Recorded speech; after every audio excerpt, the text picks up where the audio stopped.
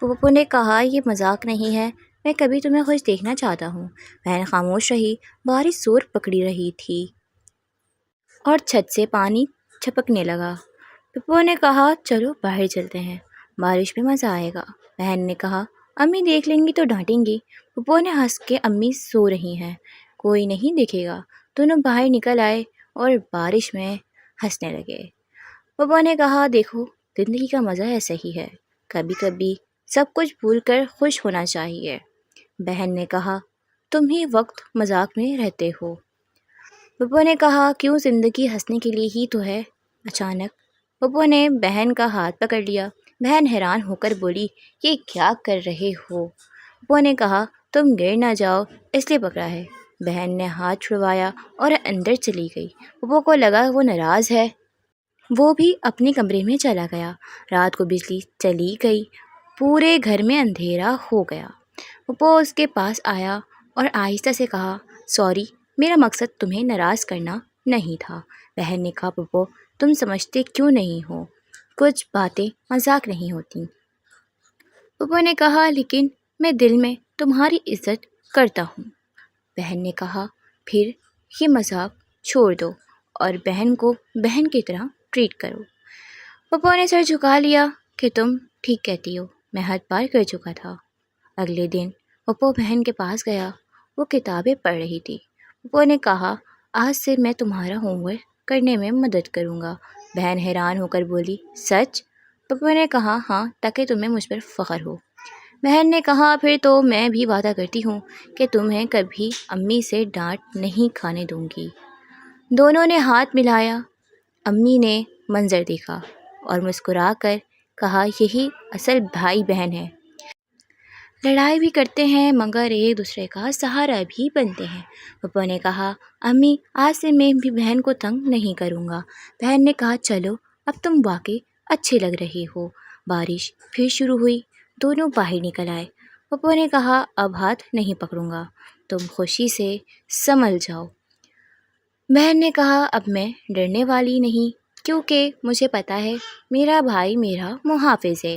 پپو نے کہا یہی سن کر دل کو سکون ملا۔ امی نے آواز دی آج بارش رکنے والی نہیں، دونوں اندر آ جاؤ۔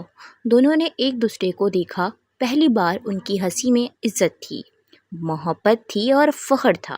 پپو نے دل میں کہا اصل مزہ تو اسی میں ہے کہ بہن خوش رہے اور محفوظ رہے۔ بارش کے بعد کا موسم بہت خوشگوار ہو گیا تھا۔ اگلی صبح جب سورج نکلا تو گھر کے صحن میں ہلکی ہلکی دھوپ پھیل گئی۔ بہن چائے بنا رہی تھی اور پپو اخبار لے کر بیٹھا تھا۔ پپو نے مسکرا کر کہا آج تو واقعی نیا دن لگ رہا ہے۔ بہن نے ہنستے ہوئے جواب دیا ہاں، اور آج تم واقعی اچھے بھائی لگ رہے ہو۔ امی بھی پاس آ کر بیٹھ گئیں اور بولیں مجھے تم دونوں پر فخر ہے، کل تم نے جو سمجھداری دکھائی وہی اصلی تربیت ہوتی ہے۔ اس دن کے بعد گھر کا ماحول بدلنے لگا۔ پپو باقی اپنی بات پر قائم رہا، وہ بہن کی پڑھائی میں مدد کرتا اور اس کے کام آسان کرتا اور کبھی اسے تنگ نہ کرتا۔ بہن بھی اس پر بھروسہ کرنے لگی تھی۔ کچھ دن بعد بہن کی امتحان قریب آ گئے، وہ تھوڑی پریشان تھی۔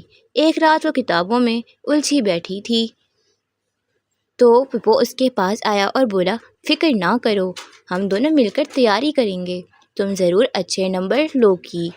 پپو نے رات دیر تک اس کے ساتھ بیٹھ کر امتحان کی اسباق دہرائے۔ جب بہن کا دل گھبراتا وہ اسے حوصلہ دیتا۔ آہستہ آہستہ بہن کا اعتماد بڑھنے لگا۔ پھر امتحان کا دن آ گیا۔ بہن جب جانے لگی تو پپو نے کہا یاد رکھنا تم محنتی ہو، بس خود پر یقین رکھو۔ بہن نے مسکرا کر کہا اگر تم ساتھ ہو تو مجھے کس بات کا ڈر نہیں۔ کچھ ہفتوں بعد نتیجہ آیا، بہن نے بہت اچھے نمبر حاصل کیے۔ گھر میں خوشی کی لہر دوڑ گئی۔ امی نے دونوں کو گلے لگا لیا۔ امی نے کہا یہ صرف اس کی محنت نہیں، تمہاری سپورٹ کا بھی نتیجہ ہے۔ پپو نے ہنستے ہوئے کہا اب سمجھ آیا، اصل خوشی کسی کو خوش دیکھنے میں ہے۔ شام کو پھر ہلکی ہلکی بارش شروع ہو گئی، دونوں صحن میں کھڑے بارش دیکھ رہے تھے۔ پپو نے کہا یاد ہے ایک دن بارش میں ہم نے کیا سیکھا تھا؟ بہن نے مسکرا کر جواب دیا، ہاں، کہ رشتوں کی خوبصورتی عزت اور اعتماد میں ہوتی ہے، اور اس دن کے بعد ان کی ہنسی میں ہمیشہ ایک نیا سکون، ایک نیا بھروسہ اور ایک مضبوط رشتہ شامل ہو گیا۔